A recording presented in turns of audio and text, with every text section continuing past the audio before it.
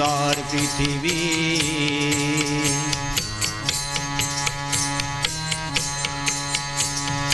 যুগে যুগে তুমি এসেছো প্রভু, নূতন মন্ত্র আজ দিয়েছো প্রভু। যুগে যুগে তুমি এসেছো প্রভু, নূতন মন্ত্র আজ দিয়েছো প্রভু। যজন যজন আরিষ্ট ভীতি, স্বস্ত্যয়নে সদাচার। এই ছিল তোমার মহান ব্রত, এই ছিল তোমার মহান ব্রত, এই ছিল তোমার দান। এই সুন্দর পৃথিবী সৃষ্টি করেছ প্রভু, তোমাকে জানাই প্রণাম। চন্দ্র গ্রহ তারা প্রণতি জানাই প্রভু, চন্দ্র গ্রহ তারা প্রণতি জানাই প্রভু। দেবতারা গায় জয় গায়। এই সুন্দর পৃথিবী, এই সুন্দর পৃথিবী, এই সুন্দর পৃথিবী। দিব্য জীবন এবং বাণী নিয়ে তেনার যেমন ইচ্ছে তিনি 1 ঘন্টা পরিবেশন করবেন। 1 ঘন্টা ধরে বলো সবে অনুকূল না, প্রেম ভরে বলো সবে অনুকূল না। প্রেম ভরে বলো সবে অনুকূল না, প্রেম ভরে বলো সবে অনুকূল না। প্রেম ভরে বলো সবে অনুকূল না, প্রেম ভরে বলো সবে অনুকূল না। সে যে নামের নামী কুল মালিক প্রাণের প্রাণারাম, সে যে নামের নামী কুল মালিক প্রাণের প্রাণারাম। প্রেম ভরে বলো সবে অনুকূল না, প্রেম ভরে বলো সবে অনুকূল না। প্রেম ভরে বলো সবে অনুকূল না, প্রেম ভরে বলো সবে অনুকূল। ঠাকুরের বাবার নাম শিবচন্দ্র চক্রবর্তী, আর মায়ের নাম মনমোহন দেবী। মনমোহন দেবীর গুরুদেব আগ্রা দয়ালবাগে হুজুর মহারাজ। গুরুদেবের আশ্রমে গিয়েছিলেন মাতা মনমোহন দেবী। আশ্রমে থেকে নিজ হাতে গুরু সেবা করে ধন্য হয়েছিলেন মনমোহন দেবী। বাড়ি চলে আসতে হবে, মনে বড় ব্যথা, গুরুদেবকে ছেড়ে চলে আসতে হচ্ছে। তাই গুরুদেবের চরণে আকুল প্রার্থনা করলেন, গুরুদেব আপনাকে ছেড়ে যেতে মনে বড় কষ্ট হচ্ছে, কিন্তু যেতে তো হবেই। তাই আপনার চরণে প্রার্থনা, আপনার অদর্শনজনিত ব্যথা দূর করার জন্য আমি যেন আপনার মতো একটা পুত্র সন্তান পাই।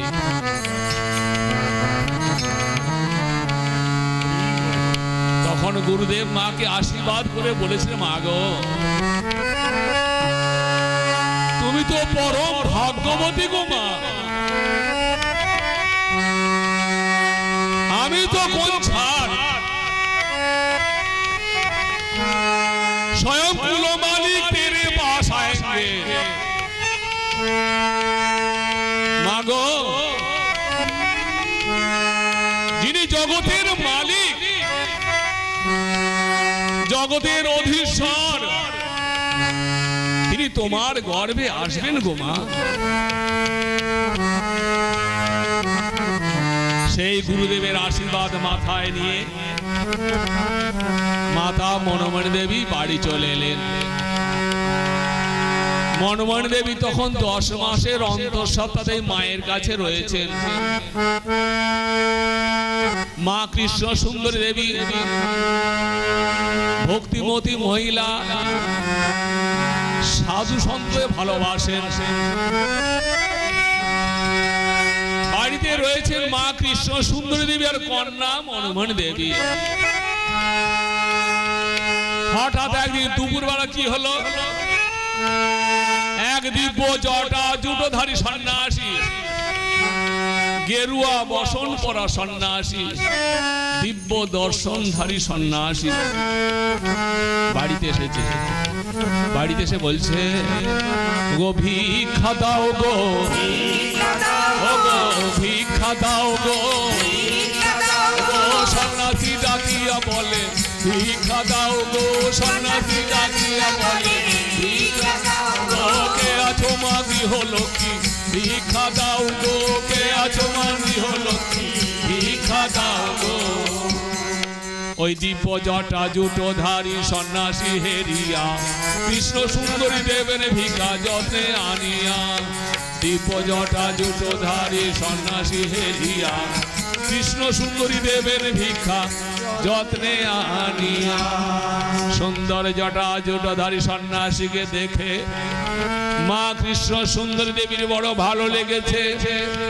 তাই সন্ন্যাসীকে ভিক্ষা দেবার জন্য ভিক্ষা পাত্র হাতে নিয়ে সন্ন্যাসী নিকটবর্তী হয়েছেন। সন্ন্যাসী বলছে, ওগো নেব না নেব না,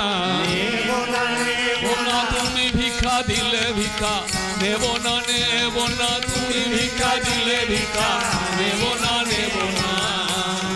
ওমা সে কি কথা গো, তুমি সন্ন্যাসী মানুষ, ভিক্ষে চাইলে আমি ভিক্ষা দিতে এলাম, এখন তুমি বলছো ভিক্ষা নেব না। এই বাড়ির আমি তো গৃহকর্ত্রী, আমার হাতে ছাড়া তুমি কার হাতে ভিক্ষা নেবে শুনি? সন্ন্যাসী বিনীত ভাবে মাকে বলছেন, মা গো এ বাড়িতে আছেন এক আসন্ন প্রসবা, এ বাড়িতে আছেন এক আসন্ন প্রসবা। জগন্নাথের মাতা তিনি যেন রত্ন গর্ভা, এ বাড়িতে আছেন এক আসন্ন প্রসবা। জগন্নাথের মাতা তিনি যেন রত্ন গর্ভা।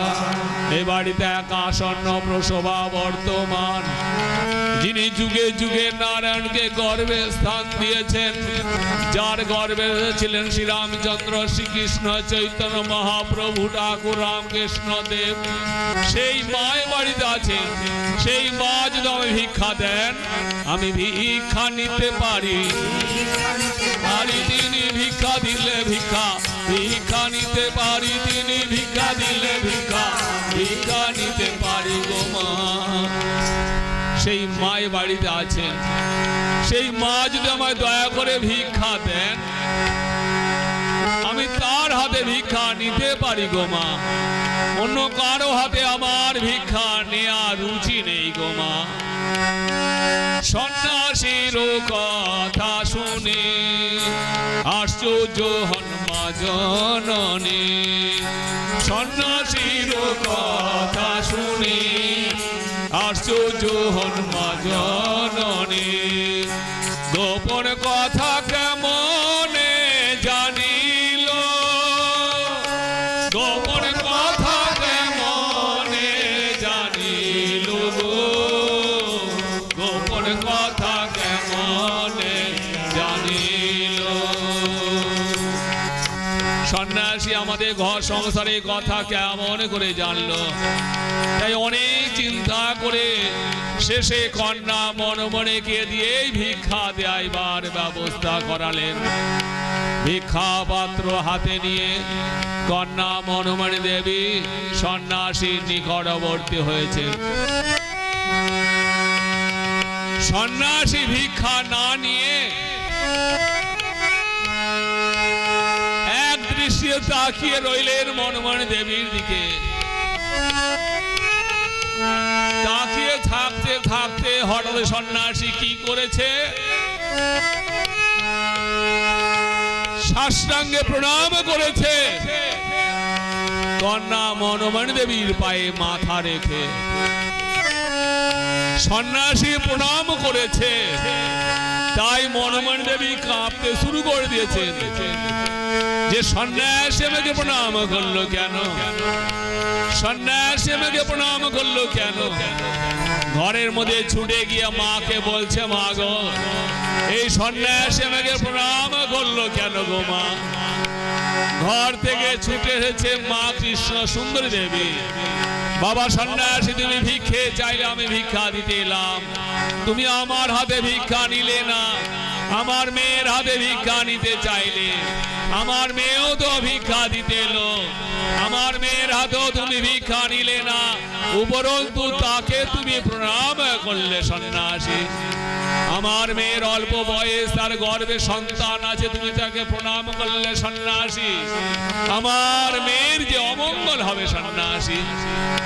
সন্ন্যাসী বলছেন, মা গো তুমি তাই ভাবছো গো মা, আমি তোমার মেয়েকে প্রণাম করিনি গো মা, প্রণাম জানিয়ে গেলাম তোমার মেয়ের গর্ভে যে সন্তান আছে সেই সন্তানকে প্রণাম জানিয়ে গেলাম গো মা। তুমি দেখে নি ওই মায়ের গর্ভে এক মহাপুরুষ এসেছেন, এক মহাপুরুষ এসেছেন, মহাপুরুষের মায়ের গর্ভে যেন মহাপুরুষ এসেছেন, মায়ের গর্ভে যেন এসেছেন জগৎ উদ্ধার করার জন্য, মহাপুরুষ এসেছেন জগৎ উদ্ধার করার জন্য, যিনি জগৎ উদ্ধার করার জন্য মহাপুরুষ এসেছেন, জগৎ উদ্ধার করার জন্য মহাপুরুষ এসেছেন, জগৎ উদ্ধার করার জন্য, যিনি জগৎ উদ্ধার করার জন্য মহাপুরুষ এসেছেন, জগৎ উদ্ধার করার জন্য। হরি বল হরি বল হরি বল হরি বল হরি বল হরি বল।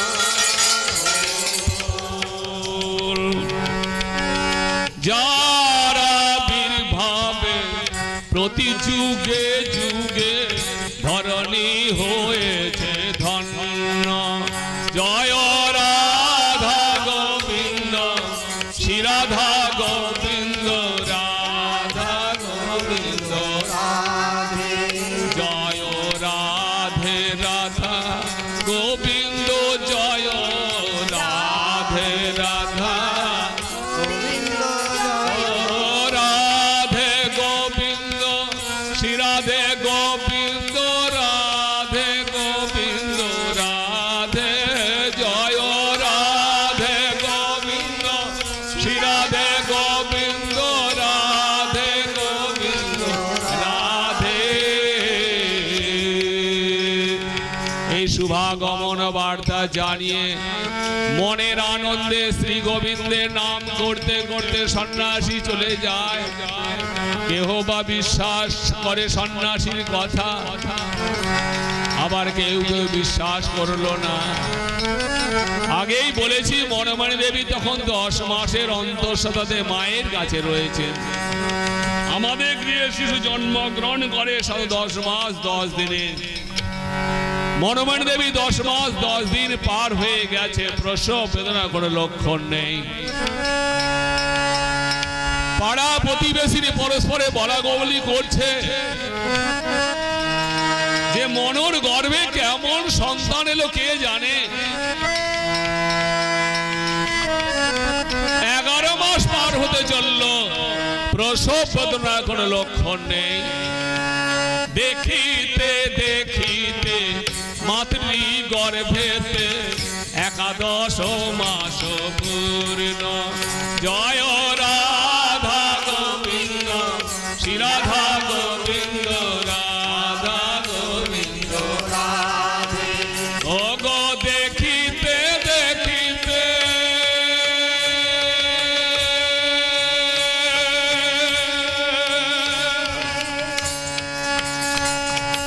নারায়ণ আসছে,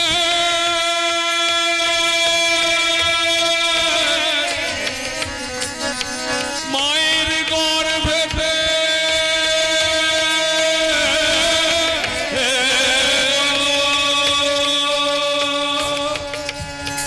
দেখিতে দেখিতে মাতৃ গর্ভেতে 11 মাস পূর্ণ।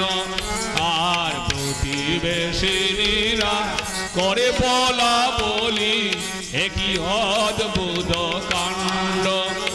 আর প্রতিবেশিনীরা করে বলা বলি, একই অদ্ভুত কাণ্ড। ওগো লক্ষণ নাই যে আজ প্রসবের কোন লক্ষণ নাই, যে আজ প্রসবের কেমন ছেলে এলো বাবা লক্ষণ নাই যে, কেমন ছেলে এলো বাবা লক্ষণ নাই যে। মনর গর্বে কেমন সন্তান এলো কে জানে, 11 মাস পার হয়ে যায়, প্রসব বেদনা কোনো লক্ষণ নেই। সবাই বলছে ওগো মহাপুরুষের সব অদ্ভুত ব্যাপার। ভগবান চৈতন্য মহাপ্রভু 13 মাসে ভূমিষ্ঠ হয়েছিলেন, আর ঠাকুর আমার পূর্ণ 12 মাস মাতৃগর্ভ অধিষ্ঠান করেছিলেন। 12 মাসের মাস প্রসব বেদনা দেখা দিলে বাড়ি থেকে কিছুটা দূরে সুতিকা গৃহ ঠিক করা হয়েছে। সেখানে থাকলেন ধাত্রী অর্থাৎ দাইমা আর মনমণি এক বোন। তারা সারাত্রি জেগে আছে, কখন না জানি কি ঘটে যায়। আর প্রসব বেদনা অজ্ঞান হয়ে পড়েছেন মনমণি দেবী, অজ্ঞান হয়ে আছেন, না ঘুমিয়ে আছেন কেউ বুঝতে পারছে না। তখনকার দিনে তো ভালো ডাক্তার ছিল না, বাড়ি থেকে কিছুটা দূরে সুতিকা গৃহ, নার্সিং হোম তো নয়।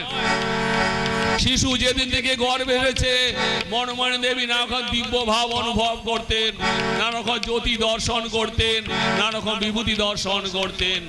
আর আজকে ঘুমন্ত অবস্থায়, অজ্ঞান অবস্থায় বোঝা যাচ্ছে না, সেই অবস্থায় মনমণি দেবী দেখছেন স্বর্গের একটা জ্যোতির্ময় রূপ যেন তার দিকে গিয়ে আসতে চাইছে।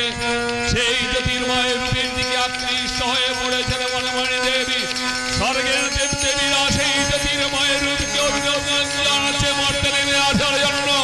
শত শত সূর্য চন্দ্র তারকা যাকে অভিনন্দন জানাচ্ছে মর্তে নেমে আসার জন্য।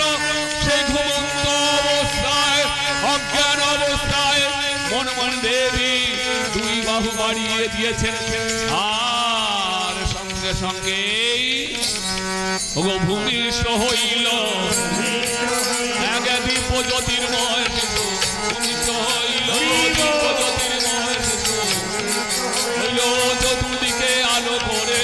ভূমিষ্ঠ হইল আলো করে, চতুর্দিকে আলো করে। ভূমিষ্ঠ হইল চতুর্দিকে আলো করে, চতুর্দিকে আলো করে। ভূমিষ্ঠ হইল চতুর্দিকে আলো করে। হরি বল, হরি বল, হরি বল, হরি বল।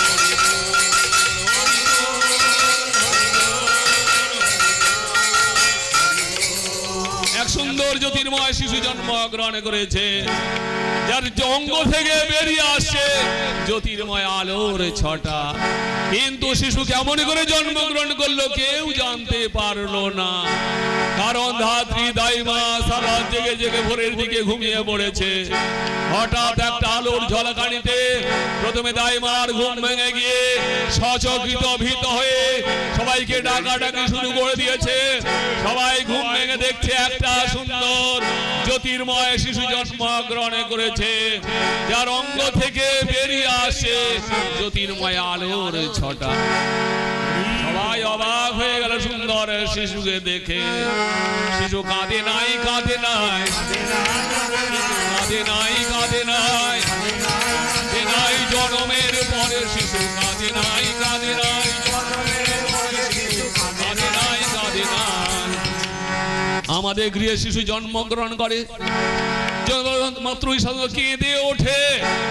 এক আশ্চর্য শিশু জন্মগ্রহণ করলো, জন্মতে কেঁদে ওঠেনি, তাহলে শিশু হাসিতে লাগিল, শিশু হাসিতে লাগিল। চতুর্দিকে চেয়েছে হাসিতে লাগিল, চতুর্দিকে চেয়েছে, তিনি চতুর্দিকে চেয়েছে হাসিতে লাগিল।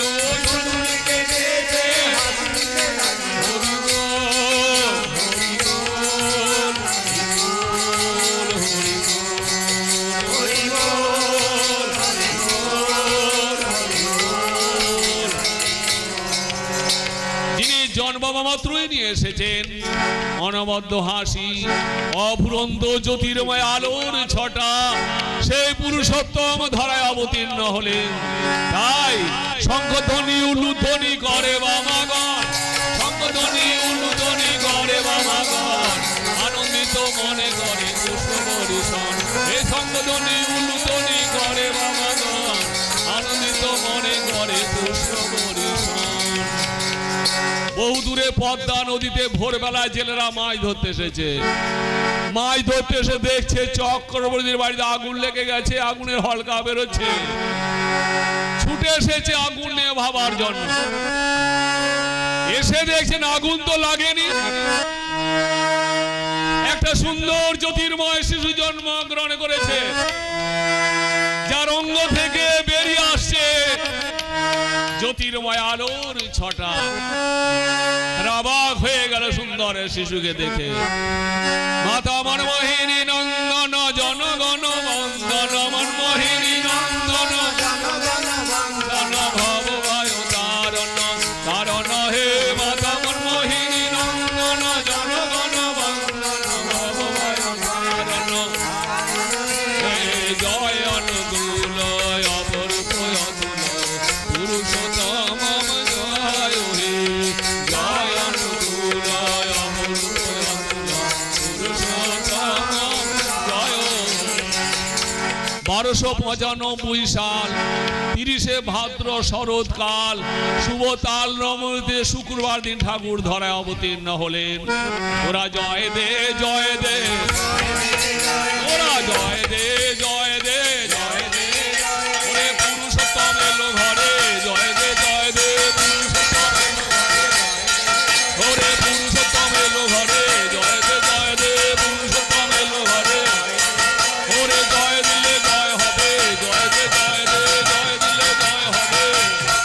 হরি বল হরি বল হরি বল হরি বল হরি বল